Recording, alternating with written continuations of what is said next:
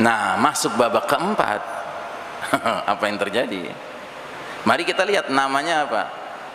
Babak keempat itu namanya era mulkan jabriyan, era para penguasa yang memaksakan kehendak mereka, yang artinya apa? Mengabaikan kehendak Allah dan Rasulnya. Jadi saudaraku rahimakumullah, terjadi peristiwa yang besar sekali ketika babak ketiga berlalu dan babak keempat dimasuki. Karena apa? Karena babak ketiga itu berakhir ditandai dengan runtuhnya rumah besar kita, Pak. Khilafah itu rumah besar kita, Pak. Coba Anda pelajari sejarah. Kesultanan Utsmani Turki, yaitu kekhalifahan yang terakhir, itu luar biasa besarnya wilayahnya, Pak. Membentang dari Afrika Barat, Maroko, sampai ke Indonesia bagian timur, Maluku. Itulah wilayah kita, Pak, dahulu kala. Luar biasa. Nah, kira-kira selama kita sedang tinggal di rumah besar kita itu, Pak, ada enggak pihak yang tidak senang melihat kita dalam satu kesatuan, dalam satu atap bersama? Ada enggak? Ada tidak? Ya ada lah. Siapa itu? Ya musuh. Dan musuh utama kita siapa? Siapa musuh utama umat Islam? Al-Yahud. Ya. Allah Ta'ala berfirman, catat surat Al-Ma'idah ayat 82, la tajidanna asyaddan nasi adawatan lilladina amanu al-yahuda walladina asyraku. Sungguh engkau Muhammad akan menemukan manusia-manusia yang paling dahsyat permusuhannya kepada orang-orang beriman adalah kaum Yahudi dan kaum musyrik. Ya. Jadi kaum Yahudi, selama kita tinggal dalam rumah besar kita yang dapat IMB dari Allah Ta'ala langsung, ya, khilafah itu rumah besar kita yang dapat IMB dari Allah. IMB-nya, SK-nya nomor berapa? 230, Al-Baqarah ayat 30, inni ja'ilun fil ardi khalifah, itu SK-nya. Ya. Nah, selama kita tinggal itu, mereka berusaha menggerogoti, tapi nggak bisa. Karena apa? Karena umat ini solid. Nah, kapan akhirnya terjadi penggerogotan itu dan berhasil? Ketika di jajaran pimpinan khilafah Kesultanan Utsmani Turki, di tentaranya itu muncul pengkhianat.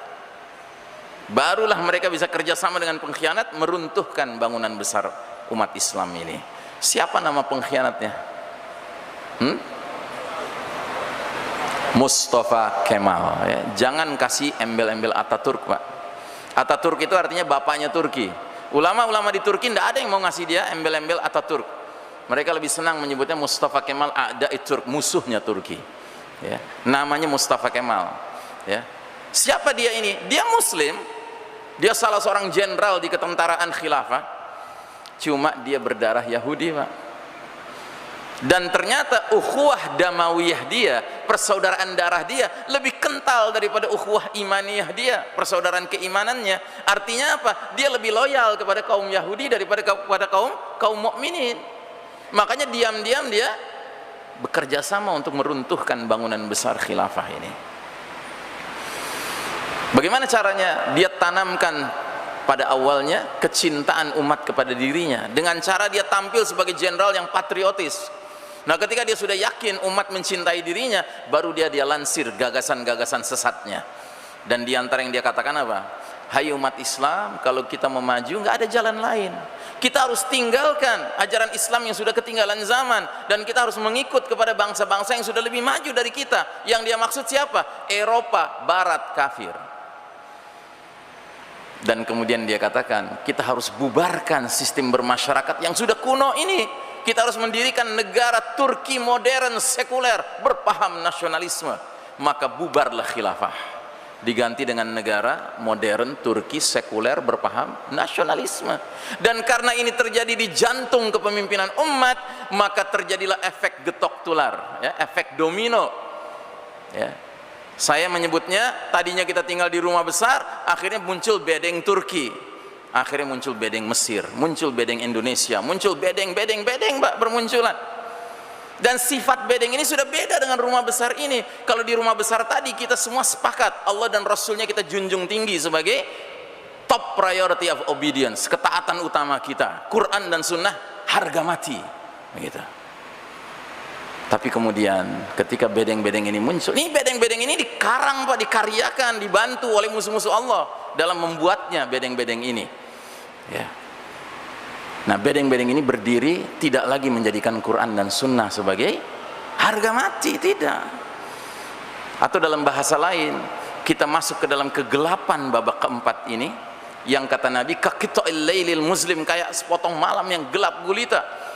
Dalam satu ruangan kalau gelap itu karena absennya apa, Pak? Kenapa bisa gelap dalam satu ruangan? Karena ada yang absen. Apa yang absen, Pak? Cahaya, ya kan? Nah, bagi kita orang beriman, Pak, cahaya utama kita dari mana? Dari Allah Ta'ala. Allahu nurus samawati wal ard.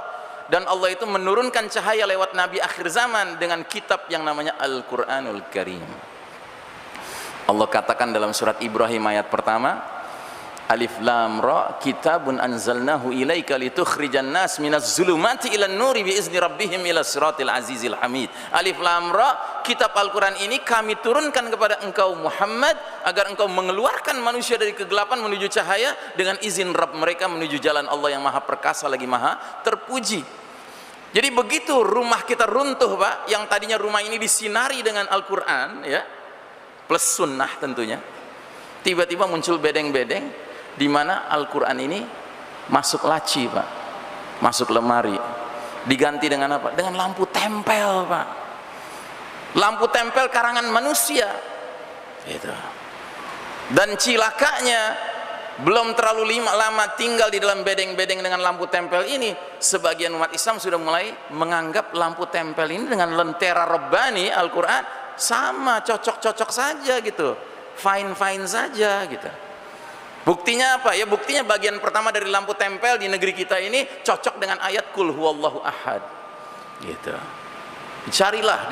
Jadi artinya ilmu cocokologi, Pak, gitu. Tapi hakikatnya apa? Lentera Rabbani disingkirkan. Bagaimana kita akan hidup dalam cahaya lagi kalau begini caranya? Tidak mungkin.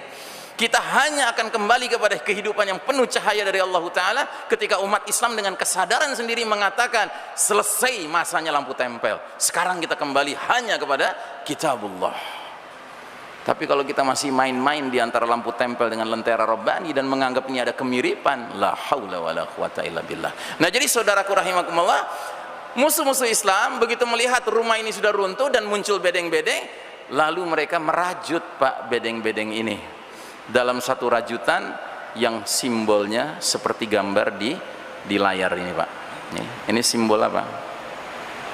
Siapa yang tahu ini simbol apa?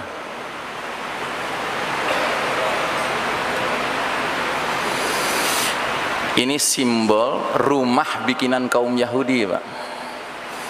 Namanya PBB, ya. Ini rumah mereka, Pak, ini bukan rumah kita, ini rumah Yahudi.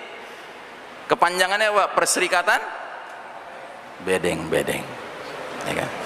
Jadi bedeng-bedeng itu dirajut sama mereka. Hanya orang-orang yang bermental bedengisme lah yang menganggap PBB sebagai tempat merujuknya. Tetapi bagi orang yang ngerti sejarah, yang ngerti Islam, ya kan, dia akan mengatakan ini rumah bikinan Yahudi, ngapain kita bernaung di bawahnya? Coba perhatikan, PBB itu punya banyak dewan, Pak, tetapi dewan yang paling menentukan namanya Dewan Keamanan PBB. Anda tahu Dewan Keamanan PBB jumlah anggotanya berapa negara? 15 negara. Dengan catatan 10 negara anggota tidak permanen, aplusan, gonta-ganti. 5 anggota, 5 negara anggota permanen, punya hak veto, powerful, sangat kuat pengaruhnya. Siapa mereka? Amerika, Inggris, Prancis, Rusia, Cina. Amerika, Inggris, Prancis, Rusia, Cina. Ada yang muslim, Pak? Ada yang muslim? Tidak ada, kafir semua, bahkan musyrik. Ini yang mimpin dunia hari ini, Pak. Terus kita masih berharap kepada PBB? Ajib, gitu. Padahal ini pemimpin-pemimpin di depan layar, Pak. Di belakang layarnya siapa? Al-Yahud. Ingat, Allah menggambarkan Yahudi itu mirip sifatnya kayak orang munafik. La yuqatilunakum jami'an illa fi quran muhassanatin aw min wara'i judur. Mereka sekali-kali nggak akan memerangi kalian serentak, langsung, face to face, tetapi di balik tembok yang tebal, di balik benteng yang kokoh. Nah, di antara tembok tebal mereka, benteng kokoh mereka adalah institusi yang namanya PBB itu, Pak. Ya. Coba lihat tentara-tentara Israel kalau langsung berhadapan dengan mujahidin, walaupun remaja-remaja Palestina yang cuma pegang batu, Pak. Lihat foto-fotonya, biasanya satu remaja Palestina berhadapan dengan berapa tentara Yahudi? 5 tentara Yahudi lengkap dengan helmnya, lengkap dengan baju anti pelurunya, lengkap dengan senjata canggihnya, Pak. Konon kabarnya dari semua angkatan bersenjata di seluruh dunia hari ini, satu-satunya angkatan bersenjata yang pabrikasi seragam tentaranya, bagian celananya ada pampersnya, itu cuma Israel. Kenapa? Karena tentara Yahudi itu paling pengecut.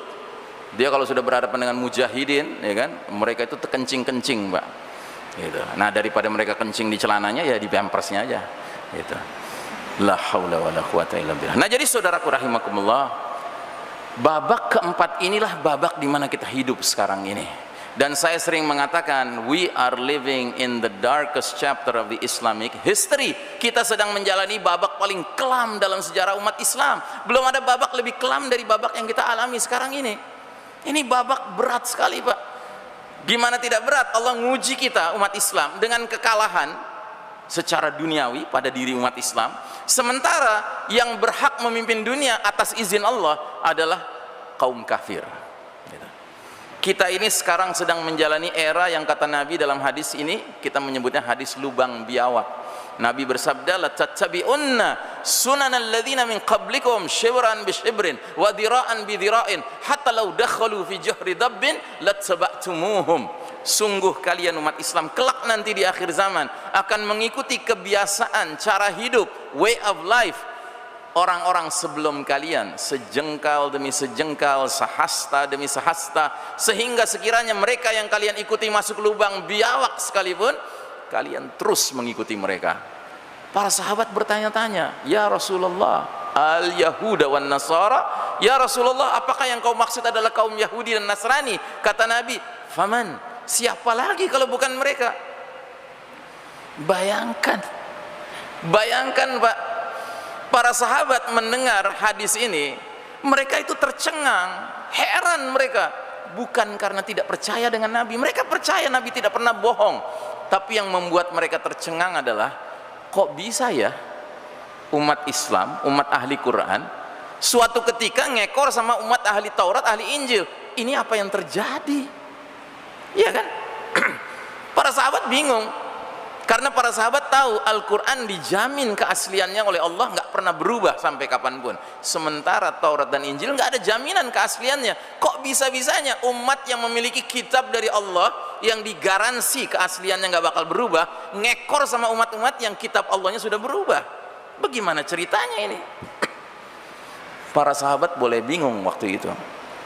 Nah, kita yang hidup sekarang ini di babak keempat ini, kalau kita jujur melihat situasi kondisi dunia, kita bukan saja mengerti hadis ini, Pak, ya, kita yang mengalami. Semenjak runtuhnya rumah besar kita, praktis Allah Ta'ala mengizinkan the western civilization, peradaban barat, Eropa dan Amerika, yang memimpin dunia ini. Siapa mereka? Yahudi Nasrani. Maaf.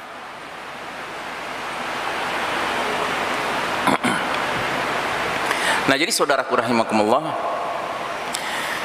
kondisi yang kita alami ini kalau kita renungkan dalam-dalam, di kondisi yang sangat berat ya. Dan kondisi ini sebenarnya Allah sudah katakan akan dialami oleh kita. Di mana Allah katakan? Allah mengatakannya di surat Ali Imran 140. Dalam ayat ini Allah gambarkan sebuah sunnatullah, sebuah hukum Allah yang disebut dengan sunnatut tadawul, sunnah pergiliran. Allah berfirman, wa tilkal ayyamu nudawiluha bainan nas. Demikianlah hari demi hari, masa kejayaan dan keruntuhan umat ini kami pergilirkan di antara manusia agar mereka bisa mengambil pelajaran. Jadi kita orang beriman ini, Pak, jangan GR karena kita orang beriman lalu menuntut Allah ngasih kita kemenangan terus. Nggak begitu jalan ceritanya dunia. Dunia nggak begitu jalan ceritanya. Dunia ini tempat segala sesuatu silih berganti, Pak. Jangankan umat, pribadi kita satu-satu berbeda-beda dari hari ke hari. Kadang kita sehat, kadang kita sakit, kadang kita senang, kadang kita susah, kadang kita beruntung, kadang kita rugi, kadang kita menang, kadang kita kalah. Begitulah perjalanan dunia. Lain dengan akhirat. Kalau di akhirat orang yang senang, senang terus, Pak. Mudah-mudahan kita termasuk ahlul jannah. Dan orang yang sengsara, sengsara terus. Wa na'udzubillahi min dzalik. Tapi di dunia ini Pak, nggak ada ceritanya umat Islam menang terus, nggak ada ceritanya, ya. Semua sifatnya silih berganti. Karenanya di dalam menggambarkan perjalanan 5 babak ini, dalam skemanya saya perlihatkan ada garis merah di tengah-tengahnya. Ini bukan garis kemiskinan ya, ini garis kejayaan. Kadang umat ini berada di atas garis merah. Di babak pertama umat berada di atas garis merah dipimpin Nabi Muhammad SAW. Di babak kedua masih di atas garis merah dipimpin Khulafaur Rasyidin. Di babak ketiga masih garis merah dipimpin oleh para khalifah-khalifah yang merupakan raja-raja. Tapi begitu masuk babak keempat, kita meluncur melewati garis merah, berada di bawah kita Pak. Yang di atas siapa? Al-Kuffar, ya. Ini skenario Allah, ini kehendak Allah.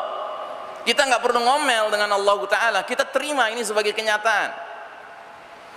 Dan ingat, kalau kita mengatakan Allah mengizinkan orang kafir memimpin dunia, itu bukan berarti Allah ridha dengan kepemimpinan mereka. Tidak.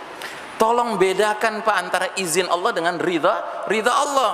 Tidak semua yang Allah izinkan terjadi di dunia ini pasti Allah ridhai. Tidak. Contohnya mahasiswa-mahasiswi masuk ke kos-kosan, awalnya belajar, lama-lama digoda setan, berzina kayak suami istri. Mungkinkah mereka berzina tanpa izin Allah? Mungkin tidak. Tidak mungkin. Mereka bisa berzina karena Allah izinkan takdir itu terjadi.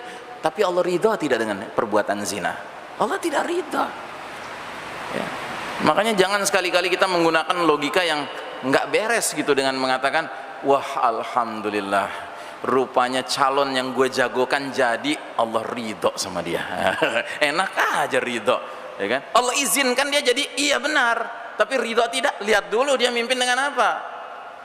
Kalau masih memperpanjang lampu tempel yang dipakai diagung-agungkan, ya apa menangnya di situ, apa ridhonya di situ, gitu. Nah jadi saudaraku rahimakumullah, tapi alhamdulillah Nabi Muhammad SAW mengatakan bahwa babak yang sedang kita jalani sekarang ini, babak keempat ini, era mulkan Jabriyan ini, era para penguasa yang memaksakan kehendak ini bukan babak terakhir. Hadisnya belum berhenti di situ. Kata Nabi, babak keempat ini nasibnya sama dengan babak pertama, kedua, dan ketiga. Apa itu nasibnya? Berlangsung selama masa yang Allah kehendaki. Ketika Allah sudah berkehendak, babak keempat ini akan berakhir.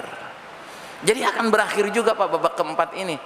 Sekalipun penulis-penulis Barat Amerika khususnya sudah mengatakan, mereka bikin tulisan-tulisan, the end of the world is victory for democracy and capitalism, katanya.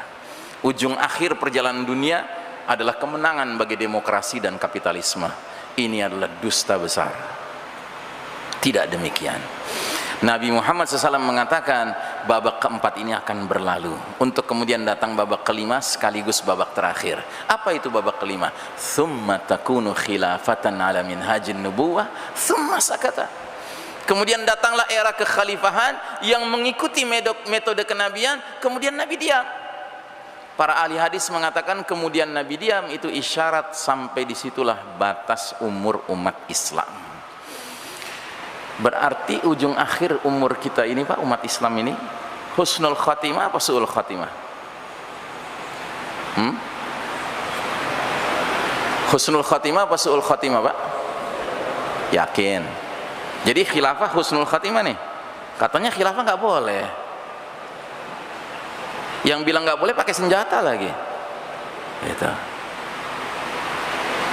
Jadi saudaraku rahimakumullah, kita orang beriman harus membiasakan mengatakan bahwa Allah dan Rasulnya harga mati. Kalau sudah Allah dan Rasulnya mengatakan sesuatu, bagi kita nggak ada tawar-menawar lagi Pak. Jadi kalau Nabi menggambarkan ujung akhir perjalanan umat Islam ini adalah tegaknya khilafah ala minhajin nubuwah, itu pasti kebaikan. Kenapa? Karena Allah berulang kali menyebutkan wal aqibatu lil muttaqin. Akibat terakhir selalu berpihak kepada orang-orang yang bertakwa. Jadi sekalipun orang manapun mengomong apapun dengan senjatanya, dengan ancamannya, kalau itu nggak sesuai dengan Allah dan Rasulnya, kita memilih Allah dan Rasulnya. Itulah sikap orang beriman Pak, ya. Nah jadi saudaraku rahimakumullah, cepat atau lambat babak keempat ini akan berakhir dan kita akan memasuki babak kelima, yaitu tegaknya kembali keadilan berdasarkan kitabullah was sunnah. ya, tegaknya kembali khilafah ala minhajin nubuwah, kekhalifahannya mengikuti metode kenabian dalam hal kepemimpinannya. Nah, cuman yang harus kita sadari, tidak mungkin kita berpindah dari era babak yang penuh kezaliman ini menuju babak yang penuh keadilan dan kejayaan kelak nanti dengan mentalitas seperti orang yang maunya jalan-jalan di taman bunga sambil nyanyi-nyanyi main gitar. Nggak mungkin, Pak. Jalan menuju kejayaan itu harus menempuh jalan yang sudah dicontohkan oleh pendahulu-pendahulu kita, Nabi dan para sahabat.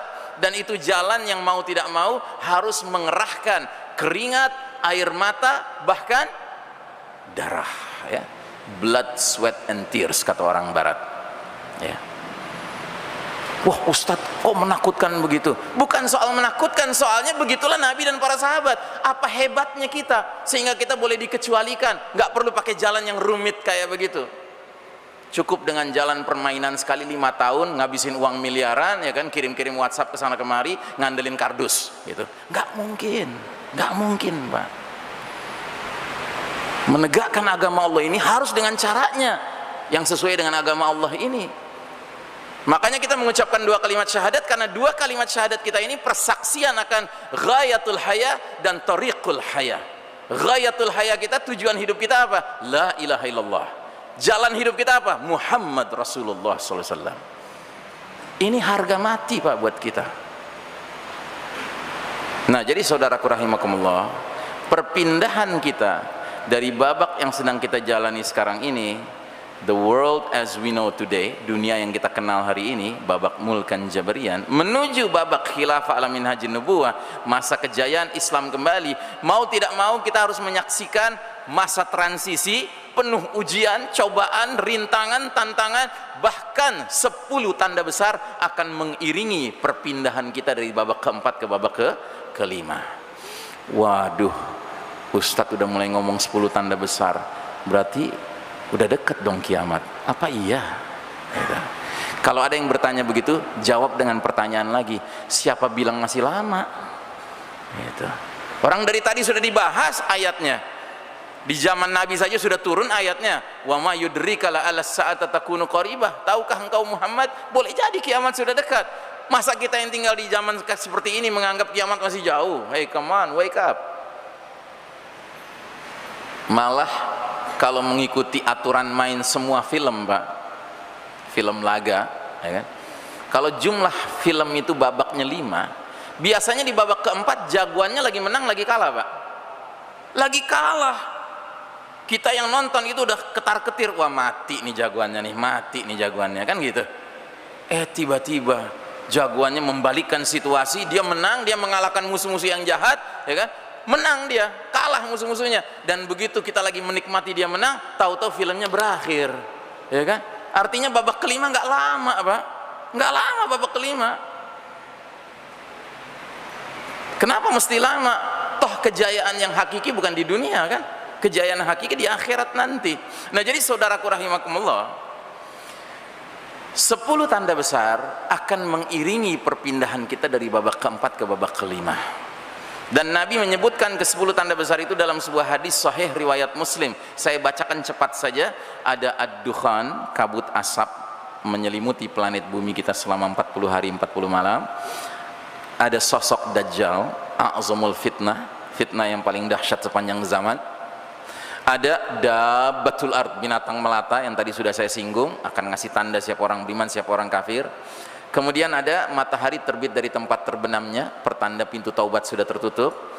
Kemudian ada turunnya Isa ibnu Maryam alaihissalam. Jadi kita umat Islam punya keyakinan yang mirip kayak orang Nasrani, Pak.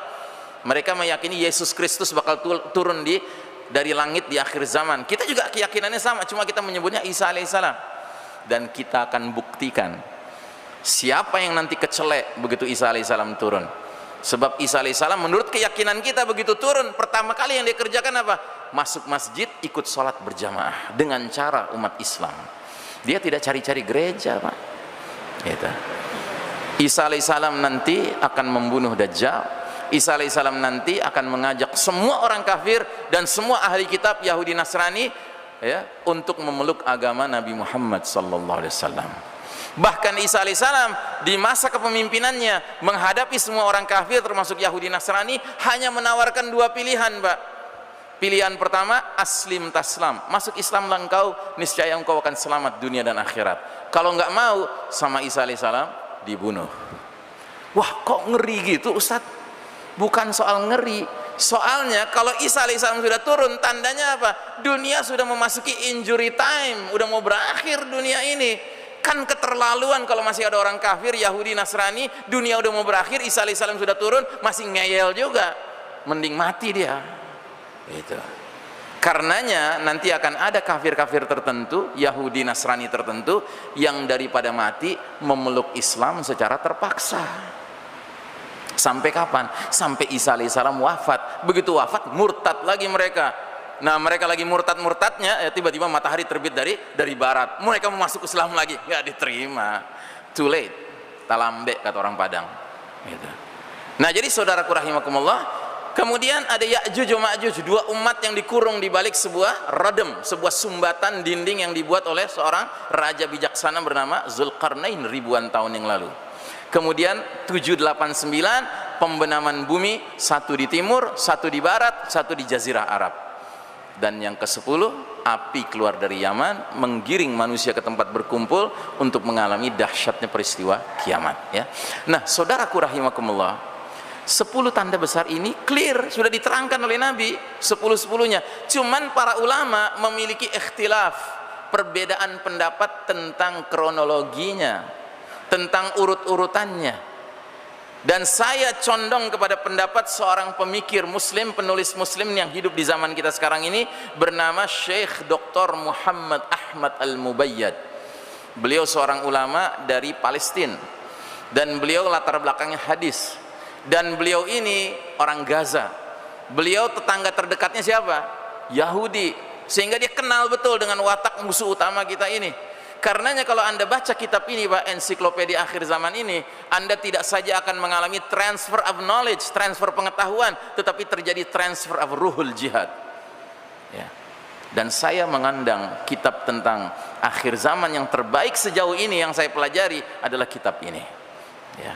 Masya Allah, ini kitab, ya. Beliau punya pendapat bahwa tanda besar yang paling awal adalah ad-dukhan, kabut asap. Setelah itu pembenaman bumi di timur, pembenaman bumi di barat.